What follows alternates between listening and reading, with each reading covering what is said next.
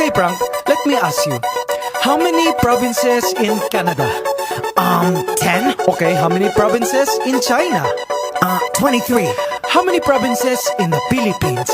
I don't know. How many? Believe it or not, 81. Abra, Kalinga, Aurora, Laguna, Maguindanao, Ifugao, Isabela, Aklan and Basilan, Sulu, Biliran, Leyte, Cagayan, Bulacan and Palawan, Batanes, Batangas, Bohol, Guimaras, Agusan del Norte, Agusan del Sur, Capiz, Cavite, Bataan, Masbate, Ilocos Norte, Ilocos Sur, Tadlac, Tawi-Tawi, Cebu, Sarangani, Camarines Norte, Sorsogon, Hombos de la Valley, Quezon, Zambales, Camarines Sur and Bukidnon, Zamboanga, Sibugay and Del Sur, Albay, Zamboanga del Norte din. There's Pampanga, Nueva Ecija, Nueva Vizcaya and Camiguin. These are the Philippine provinces. Every Pinoy in the world comes from one of them. Mabuhay! These are the Philippine provinces. In our 7,107 islands. Davao Oriental and Occidental, Davao del Sur, Davao del Norte, Negros Oriental and Occidental, Siquijor Mountain, Southern Leyte, South Cotabato, Catanduanes, Sultan Kudarat, Pangasinan, Misamis Oriental, Iloilo, Nogam Samar and the eastern one, Surigao del Norte and del Sur, Misamis Occidental, Samar, Lanao del Norte and del Sur, Oriental Mindoro and Rizal, Benguet Antique and Marinduque, Dinagat Islands, then Romblon, Quirino Apayao and Cotabato, Occidental Mindoro, La Union.